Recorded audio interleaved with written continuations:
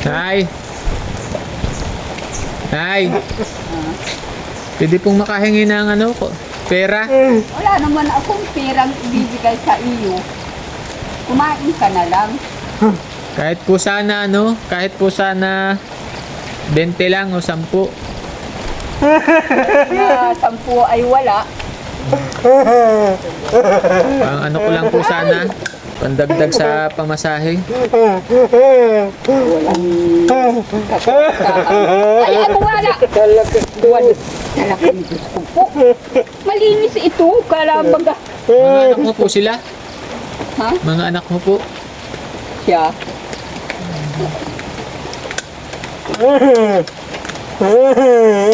Ilan po sila? Pat yan. 4.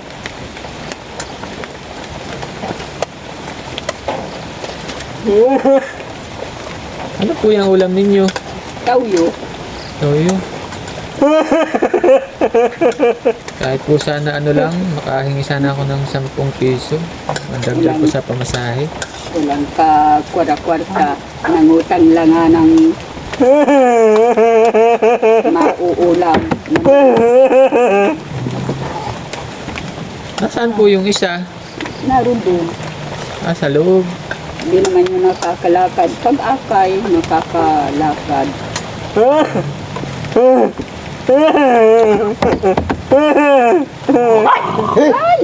Bali, ilan po yung anak mo? Lahat-lahat. Opo. Yan. Tapos 4 po silang ganyan. May kapansanan. Ano po yan? Simula po nung pagkabata nila. Siya. Naligaw po ako dito sa inyo eh. Gawa nang galing po akong ano. Hoy, Pauwi na sana ako sa amin. Kaya nga lang wala akong pamasahe. Siya po si mister mo. Ano pong pangalan mo, Nay? ano daw pangalan mo? Sino? Ikaw po. Jima, Si tatay po. Mario. Ito po, sila po ang panganay sa kanila. Ito. Siya. Ito po. Tapos ito ang sunod. Tapos, Yun nasa loob. Ito ang bunso. ah, Kaapat. bakit daw po sila nagkaganyan? Di naman nakakawi ka. Hindi na nakakapagsalita po.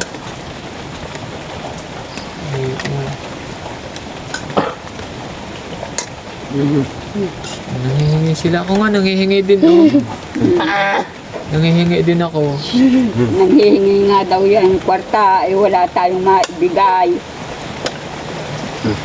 Ano pong trabaho ni tatay? Nagkakabud-kabud lang. Kuminsan naman meron, kuminsan wala.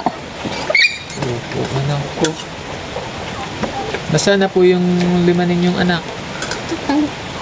May mga bahay-bahay na nga. Yung 2 na yun dyan. Kaya pinakakaun ko doon sa apo ko. Ay, may asawa na po. May asawa na. Yan na lang pong 4 ang Oo. kasama ninyo. Mahirap po ba silang alagaan? Hindi naman nakakaya ko nga. Nakakaya. Bakit po sila yung mga hubad? Hindi naman kinukunit ang ano. Ayaw magdamit. Ayaw short. Hindi naman po sila nananakit. Hindi naman. Kuminsan nang sa ito. Ay, hanggang gayon.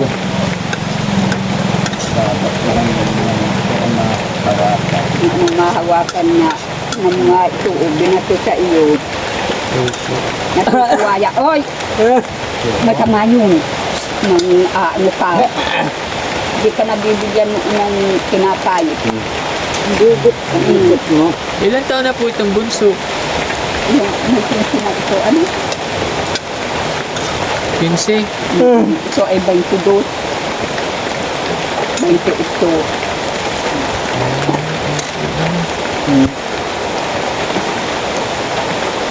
Nagmamagaling na. Huwag mo yung hagis. Ulan. Pasaway ng pasaway ikaw pag may tao. Bakit nakarating ka dito? Baka kung hanapin ka nung pamilya mo. Naligaw lang po ako. Pero hindi naman po ako taga rito. Ay, nauwi na sana ako sa amin. Wala naman po akong pera. Ay, wala naman kami pagkaan sa pirahan. Manutang lang na kami ng pang-ulam. Tawima ang ulam. Ang hirap po ng buhay, ano? Kahit sana po, 10. Wala kasi nagbibigay po dyan sa akin sa labas. Wala siguro. Ang hirap ng buhay. Mga po.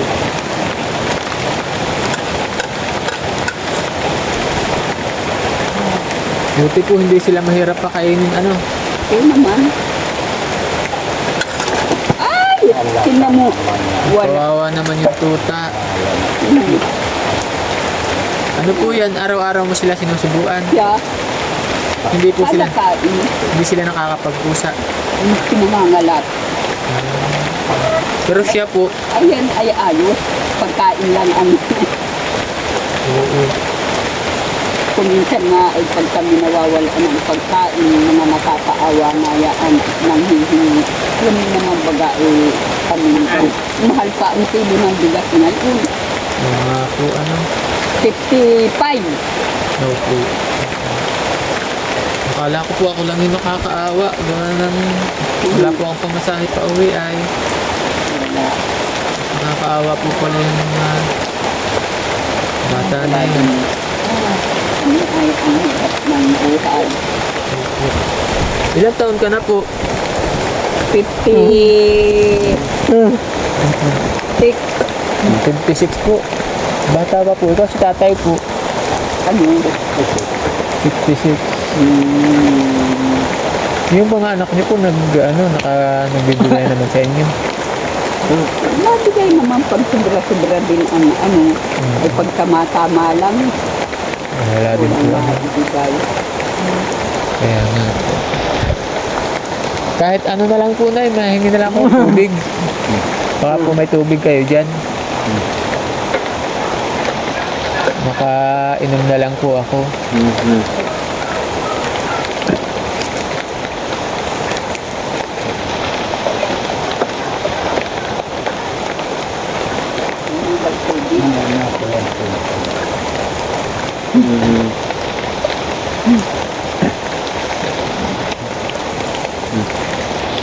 Yung isa po tatay na nasa loob, ganito din tapos lumpo. Ganito, hindi man makalakas. Sunod yung dito. Opo.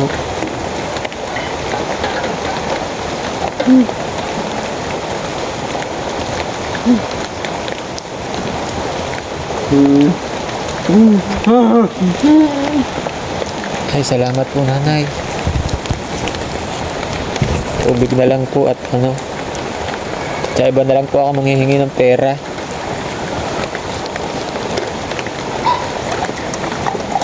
Ang ulan po pati ngayon, Yeah. Saan po nagkakabon si tatay? Diyan ay Yung lang, yung sa ibabaw lang. balat lupa. Sa yanan.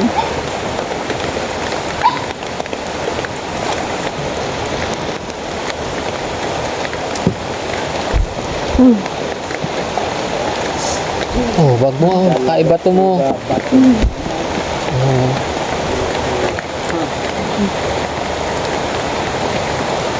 Huwag ka po magpaulan ay.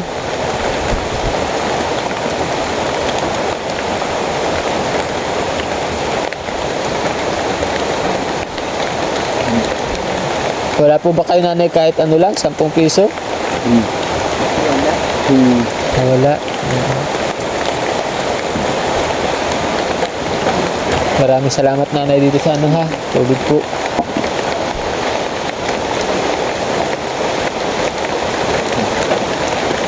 nagkain ka, wala naman ulam. Sayo. Okay lang po, tama na po yung tubig. Nanay, ang totoo po niyan, hindi talaga ako nanghihingi ng pera. Nag-social media experiment po kami. Nagpapanggap po ako na nanghihingi. Sabi mo po sa akin, wala talaga kayong pera, ano? Oo. Ang totoo po niyan, may nagturo sa inyo sa amin ng kalagayan ninyo. Ayun po yung aking aking nagkakamera. Yan. Lab! Misis ko po yan. Yung nagkakamera. Opo, yan. Misis ko po yan nagkakamera. Meron po kaming dalang bigas. Tsaka kaunting halaga. Galing po sa The Golden Heart Group. Ayun mga kaibigan, nanghihingi ako ng pera dito kay nanay. Kay nanay, ano nga pong pangalan mo? Kema, tsaka kay tatay? Mario. Kaya alam po, wala daw talaga silang pera. Kasi nga, ang trabaho po ni tatay ay nagkakabud lang. Tapos, katunayan yan, inabutan ko sila na nagkakain ulam ay toyo. Ayan o. Tapos ang inaalagaan pa po nila itong mga bata ng 4 daw ito. Uy, wag mo Toy. 4 daw ito na may mga kapansanan. Sila tatay lang po yung nag-aalaga. Ito po yung bahay nila yung maliit na yan. Yung isa, isa, 2, 3. Meron pa daw po dong isa. At sila, mga nakahubad lang. Hindi na po nakapagsalita si nanay. Iyak na si nanay.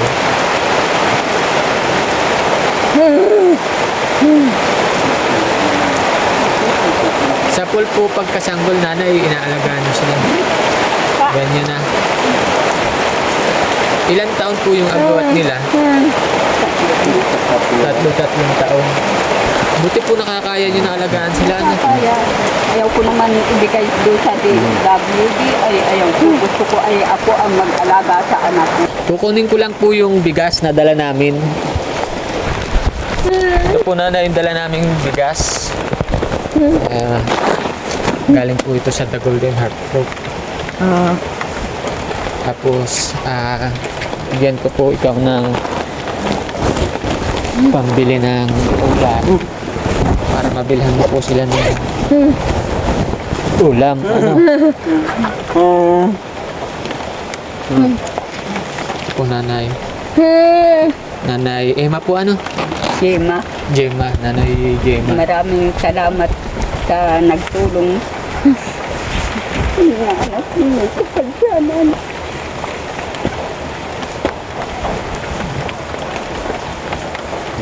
Mahirap po ba nanay yung Maski mahirap na ay kinakaya ko yan.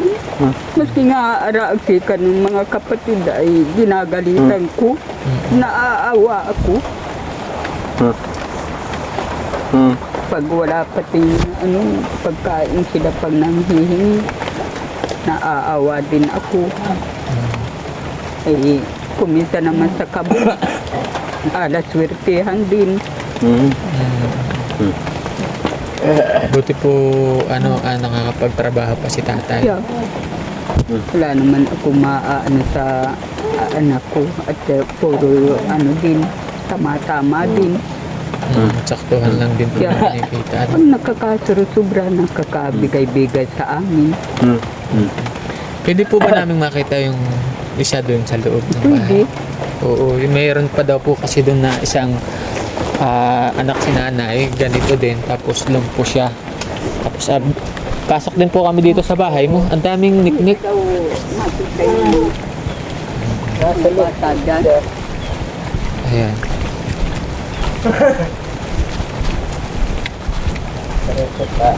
Dito Yes, at ang dilim dyan. ang dilim dito. Dito, dali. Parito ka. Ayan. Ito ka, oh. Ang dilim po, Nay. Dali na. Bakit walang ilaw? Wala po kayong kuryente? Wala. Ay, Parito oo. ka. Nandun po siya sa Baka tabi. kung pwedeng makaano na solar sa inyo. Solar po, ang hiling mo. Uy, Sige po, Nanay, dadalhan namin kayo ng ikaw. solar. Nagtataga. Okay lang po, ta. Nahihiya siya, oh. Gayaan yan. Ganyan lang po siya. Ay, Siya. talagang mahihiyain ka. Ayan mga kaibigan, ito yung buhay ni Nanay Gemma tsaka ni Tatay Mario. Siyam yung anak po nila. Apat yung may kapansanan at sila yung nag-aalaga. Dito po kayo natutulog. Mm-mm. Tapos sila dito. Kasi siping-siping kami niya ang may kapansanan. Hindi ko yan hinihiwalay sa akin. At nagre-request po si Nanay ng solar. Dadahan po namin ikaw ng solar. Ang dilim po dito sa bahay nila. Wala sila ding kuryente. Nag-ano naman po sila sa gabi, hindi naman sila nag-iingay. Hindi naman. Pinurbarang ko na yung bagong-bagong shirt ay punit na. Kaya po mga nakahubad sila. Yeah. Dahil- Ayaw, naiilas yata may mga suit. Namihasan ng walang Short po. tur. Minsan nga pag nababayaan namin, hinuhubad yung damit na yan. Hubad na hubad. Kaya mga nakahubad po sila. Ang lugar po nila, bago sila makalabas sa kalsada, mga 10 minutes po. Tapos, malabas sila sa baryo. Papuntang bayan, may 1 oras po. Higit ano ba yun? Mahigit 1 oras po eh. Malayo. Mga 1 oras at kalahati, papuntang bayan. Oo. Kaya dito sa lugar nila, wala din po masyadong kapitbahay. Ang kapitbahay nila, yung anak nila, dalawa po anak. Kaya ang layo po ng lugar nila mga kaibig. Sa labas po tayo. Ayan, at madilim dito. Paano po tatay pagka wala kang kabud? Wala. Wala kang ibang Ibang trabaho. wala po kayong ibang pinagkakakitaan. Ayun mga kaibigan Mga kaibigan, maraming salamat po uli sa The Golden Heart Group.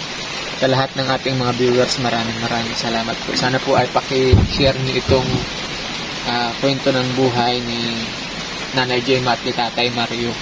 Sana ay marami pa sa makapansin sa kanila, matulungan sila.